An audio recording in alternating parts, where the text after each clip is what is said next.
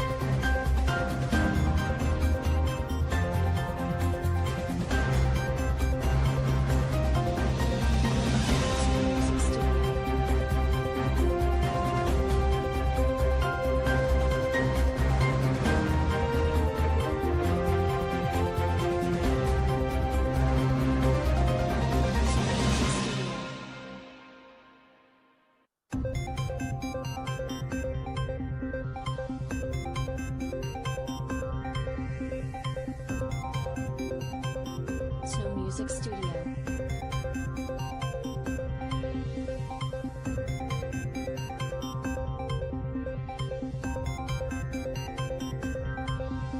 Snow Music Studio.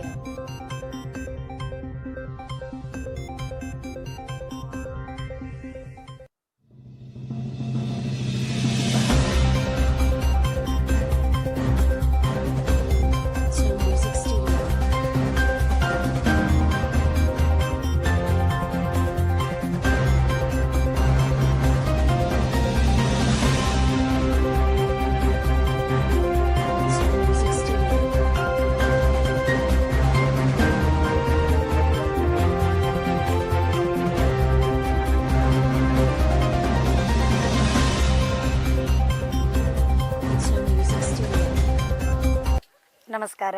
ನಾನು ಮಲ್ಲಿಕಾ ಶೆಟ್ಟಿ ಅಂತೇಳಿ, ಇವರು ರಂಜಿತಾ ಎಮ್ಮಾರ್. ನಾವಿಬ್ಬರು ಸರ್ಕಾರಿ ಹಿರಿಯ ಪ್ರಾಥಮಿಕ ಶಾಲೆ ಮೇಕೋಡು ಇಲ್ಲಿನ ಶಿಕ್ಷಕಿಯರು.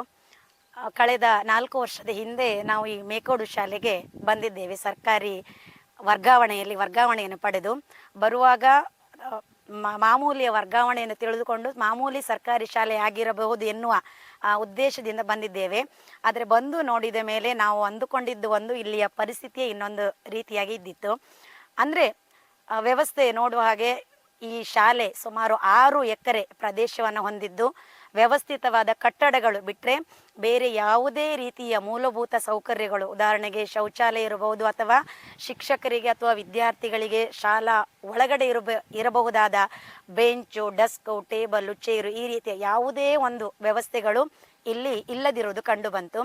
ಆಮೇಲೆ ಕೂಲಂಕುಷವಾಗಿ ಶಾಲಾ ಪರಿಸರ, ಸುತ್ತಮುತ್ತಲಿನ ವಾತಾವರಣ, ಮನೆಗಳ ಭೇಟಿಯನ್ನು ಮಾಡಿದಾಗ ನಾವು ಕಂಡುಕೊಂಡಂಥ ಸತ್ಯ, ಇಲ್ಲಿ ಸುಮಾರು ಮಕ್ಕಳು ಅಂದರೆ ಸುಮಾರು 40ರಿಂದ 50 ಮಕ್ಕಳು ಇನ್ನೊಂದು ಸರ್ಕಾರಿ ಶಾಲೆಗೆ ಹೋಗುವುದು ಕಂಡು ಬಂದಿದ್ದು, ಇಷ್ಟೊಂದು ವ್ಯವಸ್ಥೆ ಇರುವಂಥ ಈ ಶಾಲೆಗೆ ಯಾಕೆ ಬರುವುದಿಲ್ಲ ಎನ್ನುವುದರ ಬಗ್ಗೆ ಹಲವಾರು ಅಭಿಪ್ರಾಯಗಳನ್ನು ಸಂಗ್ರಹಣೆ ಮಾಡಿದ್ದೇವೆ. ಅದರ ನಂತರ ಆ ಪೋಷಕರು ಹೇಳಿರುವಂಥ ಅಭಿಪ್ರಾಯದ ಮೇರೆಗೆ ಏನೆಲ್ಲ ಪ್ರಯತ್ನಗಳನ್ನು ಮಾಡಬೇಕು ಅನ್ನುವಂಥ ಎಲ್ಲ ಪ್ರಯತ್ನವನ್ನು, ಉದಾಹರಣೆಗೆ ಶಾಲಾ ಕಟ್ಟಡ ಸುವ್ಯವಸ್ಥಿತವಾಗಿ ಇಲ್ಲ, ಶೌಚಾಲಯ ಇಲ್ಲ, ಅಗತ್ಯ ಸಾಮಗ್ರಿಗಳಿಲ್ಲ, ಕ್ರೀಡಾ ಸಾಮಗ್ರಿ ಯಾವುದೇ ಒಂದು ವ್ಯವಸ್ಥೆ ಇಲ್ಲದೆ ಅಂದರೆ ಮುಚ್ಚಿ ಹೋಗುವ ಹಂತಕ್ಕೆ ಶಾಲೆ ಹೇಗೆ ಬರಬೇಕು ಆ ಹಂತದಲ್ಲಿರುವಂಥ ಆ ಹಂತಕ್ಕೆ ಬಂದಿರುವಂಥ ಶಾಲೆ ಆಗಿತ್ತು. ಪೋಷಕರ ಅಭಿಪ್ರಾಯವೂ ಅದೇ ಆಗಿರೋದ್ರಿಂದ ಆ ಎಲ್ಲವನ್ನು ಸುಧಾರಿಸುವ ನಿಟ್ಟಿನಲ್ಲಿ ಪ್ರಯತ್ನಕ್ಕೆ ಮುನ್ನುಗ್ಗಿದ್ದೇವೆ. ಆ ಪ್ರಯತ್ನದಿಂದ ಒಂದು ಮಟ್ಟಿನ ಯಶಸ್ಸನ್ನು ಕಂಡಿದ್ದೇವೆ. ಅಂದರೆ ಸುಮಾರು 700-800 ಹಳೆ ವಿದ್ಯಾರ್ಥಿಗಳನ್ನು ಸಂಪರ್ಕ ಮಾಡಿ ಶಾಲೆಗೆ ಬೇಕಾಗಿರುವಂಥ ಎಲ್ಲ ವ್ಯವಸ್ಥೆ, ಪೀಠೋಪಕರಣಗಳು, ಆಟೋಪಕರಣಗಳು, ಮೂಲಭೂತ ಸೌಕರ್ಯಗಳಾದ ಶೌಚಾಲಯ, ಹಾಗೆ ಕೊಠಡಿ ವ್ಯವಸ್ಥೆ ರಿಪೇರಿ ಎಲ್ಲವನ್ನ ಮಾಡಿ ಶಾಲೆಯ ಪ್ರೋಗ್ರಾಮ್ಗಳಂದರೆ ರಜತ ಸಂಭ್ರಮ ಕಾರ್ಯಕ್ರಮದವರೆಗೂ ಮಾಡಿ ಮಕ್ಕಳು ಶಾಲೆಗೆ ಬರಲಿಕ್ಕೆ ಏನೆಲ್ಲ ವ್ಯವಸ್ಥೆಗಳು ಬೇಕು ಎಲ್ಲ ಹಂತದ ಪ್ರಯತ್ನವನ್ನು ಸಹ ಮಾಡಿದ್ದೇವೆ. ಕೊನೆಗೆ ಈ ವರ್ಷನೂ ಹಾಗೆ ನಮ್ಮ ಕಿರಿಮಿಂಜೇಶ್ವರ ಕ್ಲಸ್ಟರ್ ಮಟ್ಟದ ಪ್ರತಿಭಾ ಕಾರಂಜಿಯನ್ನು 16 ಶಾಲೆಗಳ ಮಕ್ಕಳನ್ನು ನಮ್ಮ ಶಾಲೆಗೆ ಕರೆಸಿ ಪ್ರತಿಭಾ ಕಾರಂಜಿ ಮತ್ತು ನಮ್ಮ ಶಾಲಾ ಪ್ರತಿಭಾ ಪುರಸ್ಕಾರ, ಅಂದರೆ ಒಂದು ಆಂಗ್ಲ ಮಾಧ್ಯಮದಲ್ಲೋ ಅಥವಾ ಯಾವುದೋ ಒಂದು ದೊಡ್ಡ ಶಾಲೆಯಲ್ಲಿ ಮಗು ಕಲಿಯಲಿಕ್ಕೆ ಅಥವಾ ಹೋಗಲಿಕ್ಕೆ ಮನಸ್ಸು ಮಾಡಲಿಕ್ಕೆ ಏನೆಲ್ಲವನ್ನು ಎಕ್ಸ್ಪೆಕ್ಟ್ ಮಾಡ್ತದೆಯೋ ಅದೆಲ್ಲವನ್ನು ನಮ್ಮ ಶಾಲೆಯಲ್ಲಿ ಇರುವ ಮಕ್ಕಳ ಮೂಲಕವೇ ಮಾಡಿ ತೋರಿಸಿದ್ದೇವೆ. ಆದರೂ ಈ ಶಾಲೆಗೆ ಮಕ್ಕಳ ಸಂಖ್ಯೆ ಪ್ರತಿ ವರ್ಷ ಕಡಿಮೆ ಆಗ್ತಾ ಇದೆ. ಅಂದರೆ ಸರ್ಕಾರಿಯ ವ್ಯವಸ್ಥೆಯೋ ಹಾಗಿದೆಯೋ ಅಥವಾ ಆಂಗ್ಲ ಮಾಧ್ಯಮದ ಪ್ರಭಾವವೋ ಯಾವುದು ಎನ್ನುವುದರ ಬಗ್ಗೆ ಕಲ್ಪನೆ ಇಲ್ಲ. ನನಗೆ ಅನಿಸಿರೋದು ಇಷ್ಟೊಂದು ಮೂಲಭೂತ ಸಂಪನ್ಮೂಲ ಇದ್ದರೂ ಸಹ, ಅಂದರೆ ಉದಾಹರಣೆಗೆ ಒಂದು KPS ಮಾದರಿಯ ಶಾಲೆಯನ್ನು ಆಗಬೇಕಿದ್ರೆ ಏನೆಲ್ಲ ವ್ಯವಸ್ಥೆಗಳು ಬೇಕು, ಅಂದರೆ ರೋಡಿನ ವ್ಯವಸ್ಥೆ ಇರ್ಬೋದು, NHಗೆ ನಿಯರ್ ಇರ್ಬೋದು, ಅಥವಾ ಜಾಗದ ಗ್ರೌಂಡ್ ಇರ್ಬೋದು, ಬಿಲ್ಡಿಂಗ್ಗಳು ಎಲ್ಲ ವ್ಯವಸ್ಥೆ ಇದ್ದರೂ ಮಕ್ಕಳು ಬರ್ತಾ ಇಲ್ಲ. ಆದರೆ ಆ ಮಕ್ಕಳು ಬೇರೊಂದು ಶಾಲೆಗೆ ಯಾಕೆ ಹೋಗ್ತಾ ಇದ್ದಾರೆ ಅನ್ನುವ ಕುರಿತು ಸಹ ನಮಗೆ ಗೊಂದಲ ಇದೆ. ಸರ್ಕಾರಿ ಶಾಲೆಯ ಪ್ರಭಾವವು, ಪೋಷಕರ ಮನಸ್ಥಿತಿಯು ಯಾವುದೋ ಗೊತ್ತಿಲ್ಲ. ಆದರೆ ನಮ್ಮ ಒಂದು ವಿನಂತಿ, ಇಷ್ಟೊಂದು ವ್ಯವಸ್ಥೆ ಇರುವಂಥ ಶಾಲೆ ನಮ್ಮ ಬೈಂದೂರು ವಲಯದಲ್ಲಿಯೇ ಎಲ್ಲೂ ಸಿಗಲಿಕ್ಕೆ ನಾವು ನಮ್ಮ ಇಷ್ಟು ವರ್ಷ ಸರ್ವಿಸ್ನಲ್ಲೂ ಸಹ ನಾವು ನೋಡಿಲ್ಲ. ಹಾಗಾಗಿ ಇಂಥ ಒಂದು ಶಾಲೆ ಮುಂದೆ KPS ಆಗಬೇಕು. ಸರ್ಕಾರದ ನಿಯಮದ ಪ್ರಕಾರ ಈಗ KPS ಆಗುವಂಥ ಎಲ್ಲ ಲಕ್ಷಣಗಳನ್ನು ಸಹ ತೋರಿಸಿದ್ದಾರೆ. ಆದರೆ ಆ ಕಾರ್ಯ ಎನ್ನುವುದು ಆದರೆ ನಾವು 3 ವರ್ಷದಿಂದ ಇಷ್ಟೊಂದು ಸಂಪನ್ಮೂಲವನ್ನು ಹಾಕಿ ಶಾಲೆಯನ್ನು ಅಭಿವೃದ್ಧಿ ಮಾಡಿದ್ದಕ್ಕೆ ಸಾರ್ಥಕ ಎನ್ನುವಂತಹ ಸಾರ್ಥಕ ಮನೋಭಾವನೆ ನಮಗೆ ಬರ್ತದೆ. ಹಾಗಾಗಿ ಸರ್ಕಾರಿ ಶಾಲೆಯನ್ನು ಉಳಿಸುವ ನಿಟ್ಟಿನಲ್ಲಿ ಇಬ್ಬರೇ ಶಿಕ್ಷಕಿಯರು, ಕೇವಲ ಒಂದು ಗೌರವ ಶಿಕ್ಷಕಿಯರನ್ನು ನಮಗೆ ಹಾಕೊಳ್ಳುವಂಥ ವ್ಯವಸ್ಥೆ, ಅಂದರೆ ಅದಕ್ಕೆ ಸ್ವಲ್ಪ ಹಣ ಹೋಗ್ತದಲ್ಲ, ಬೇಡ, ನಾವೇ ಕಷ್ಟಪಡುವ. 1ರಿಂದ 7ನೇ ತರಗತಿಯವರೆಗೆ 32 ವಿಷಯಗಳನ್ನು ನಾವಿಬ್ಬರು ಶಿಕ್ಷಕಿಯರು ಬೋಧನೆ ಮಾಡಿದ್ದೇವೆ. ಪ್ರತಿಭಾ ಕಾರಂಜಿ, ಕ್ಲಸ್ಟರ್ ಮಟ್ಟದ ಪ್ರತಿಭಾ ಕಾರಂಜಿ ಮಾಡಿದ್ದೇವೆ. ಶಾಲಾ ವಾರ್ಷಿಕೋತ್ಸವವನ್ನು ಯಾವೆಲ್ಲ ಹಂತದಲ್ಲಿ ಮಾಡಬೇಕು ಎಲ್ಲವನ್ನು ಮಾಡಿದ್ದೇವೆ. ಎಲ್ಲ ರೀತಿಯ ಸೌಕರ್ಯ ಸಂಪನ್ಮೂಲವನ್ನು ತುಂಬಿಕೊಂಡು ಶಾಲೆಯನ್ನು ಈ ಹಂತಕ್ಕೆ ತಂದಿರುವಂಥದ್ದು ನಾವು. ಹಾಗಾಗಿ ಎಲ್ಲರಲ್ಲಿ ಮನವಿ, ಈ ಶಾಲೆ ಒಂದು ಕೇಂದ್ರ ಶಾಲೆ ಆಗಬೇಕು, ಉಳಿಸಬೇಕು, ಬೆಳೆಸಬೇಕು ಎನ್ನುವುದು ನಮ್ಮಿಬ್ಬರ ಆಶಯ.